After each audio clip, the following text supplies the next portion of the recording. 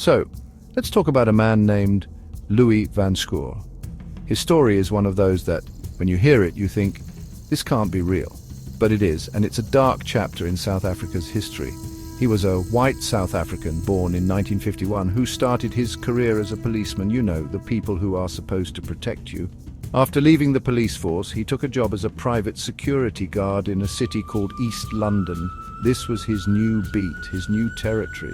He was hired by white business owners to protect their properties, and he took this job to a horrifying extreme, becoming a figure of terror in the community. Between 1986 and 1989, during the height of apartheid, Van Schoor went on a killing spree. Apartheid, for anyone who doesn't know, was a system of racial segregation and discrimination in South Africa. It was a time when the color of your skin determined your rights, your value, and even your life. Van Schoor patrolled the quiet streets of East London at night, armed with a 9mm pistol loaded with hollow-point bullets, which are designed to cause maximum damage. He wasn't just a guard, he became a hunter, and his targets were exclusively black people. He later claimed he killed up to 100 individuals, a number that is just staggering to comprehend. The people he targeted were often not dangerous criminals. Many were accused of petty crimes like breaking into a bakery for a loaf of bread, while others were simply in the wrong place at the wrong time. Some were just passers-by walking home or trying to find their way. The youngest known victim was only 12 years old. Think about that for a second. A child shot and killed. Van Schoor's method was brutal and direct. He would confront people he deemed suspicious and shoot them. He saw himself as a one-man justice system, delivering a death sentence for minor infractions or sometimes for no reason at all. His actions weren't hidden in the shadows. They were shockingly public. He would often call the police himself after a shooting, claiming he had stopped a criminal in the act. He was a former cop after all, and he knew the system. He operated with a chilling confidence, believing he was cleaning up the streets, but what he was really doing was terrorizing a community, turning a simple walk home into a life-or-death gamble for black residents. His name, Louis Van Schoor, became synonymous with fear, a real-life bogeyman who haunted the nights of East London during one of the country's darkest periods. Now, you have to ask yourself, how does one man kill so many people over 3 years without being stopped? The answer is simple and deeply disturbing. The apartheid system enabled him. This wasn't just one rogue individual, it was a system that gave him a license to kill. Under apartheid, black lives were devalued by the state itself. The laws, the police and the courts were all structured to maintain white supremacy. When Van Schoor shot a black person, he was often seen not as a murderer, but as a hero protecting white property from a perceived black threat. His violence was, in a twisted way, sanctioned by the state's ideology. The police played a massive role in this. Remember, Van Schoor was a former police officer. He knew his colleagues and they knew him. When he would call them to a scene, they often treated it as a justifiable homicide without a proper investigation. Evidence was not collected correctly, witnesses were ignored, and his version of events was almost always accepted without question. Out of the first 38 people he killed, the police ruled that 32 of those killings were justified. They were his partners in silence, creating a protective bubble around him that allowed the killings to continue year after year, with no accountability. It wasn't just the police. The justice system was complicit too. In the rare instances when a case came before a judge, the testimony of black witnesses was often dismissed as unreliable. This was a common tactic during apartheid. The system was designed to believe the word of a white person over any number of black people. This legal and institutional racism meant that Van Schoor could act with impunity, confident that he would face no serious consequences.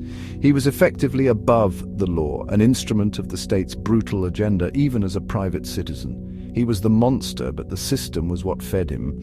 And then there was the support from a segment of the white community.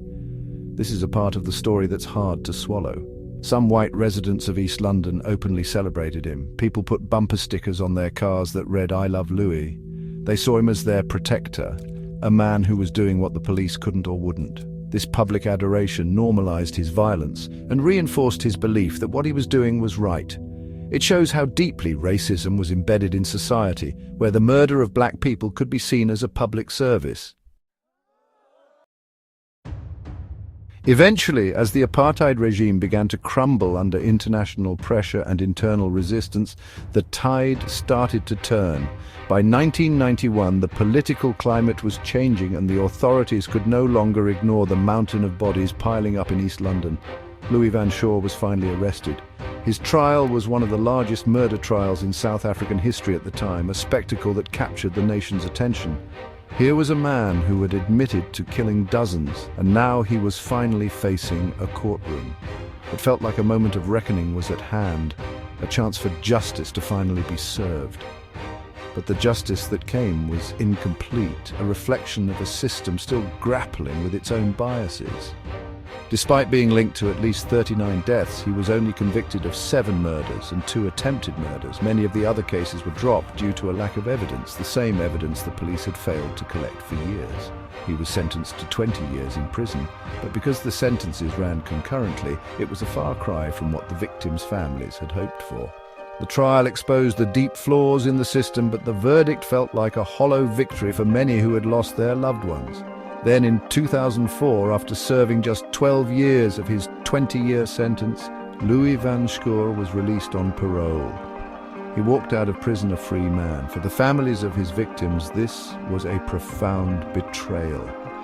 The man who had taken so much from them was now allowed to live his life while they were left with permanent grief. His release was a painful reminder that even when the system did act, its version of justice could feel incredibly lenient. He went on to live a quiet life, eventually ending up in a wheelchair after having both his legs partially amputated due to health issues.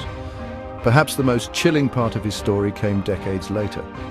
In an interview with the BBC just before his death in July 2024, Van Shaw showed absolutely no remorse. When asked if he felt any guilt, he said, "I don't feel any guilt. I've got no remorse inside." He denied being a racist, but admitted that he found the killings exciting, even comparing tracking people to hunting. He died at the age of 72, taking his secrets and his lack of repentance to the grave. He never apologized, never acknowledged the pain he caused, leaving families with nothing but the cold, hard fact of his cruelty. The impact of Louis Van Shaw's crimes on the victims' families is a wound that has never healed. For decades, they have lived with the trauma of losing their sons, brothers, and fathers in such a brutal and senseless way. Because many of his crimes predated South Africa's Truth and Reconciliation Commission, the body set up to address apartheid-era atrocities, these families were left out of the national process of healing. They never received the compensation, the public acknowledgement, or the closure that many others did.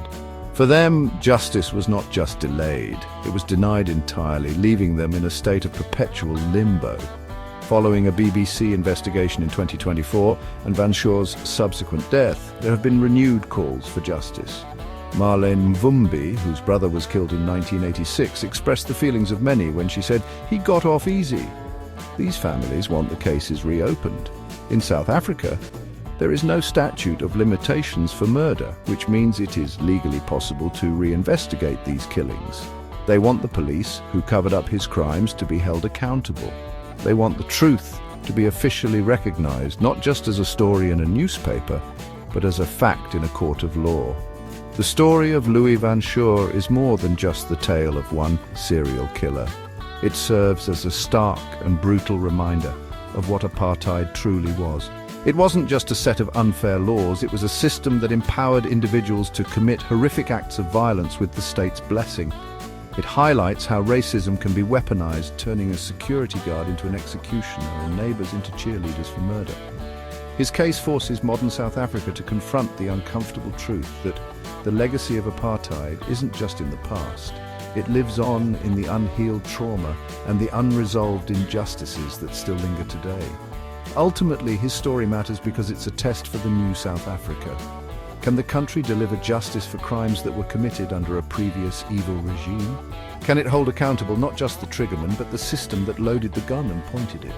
Reopening these cases would be a powerful statement that every life matters, regardless of when it was taken or by whom.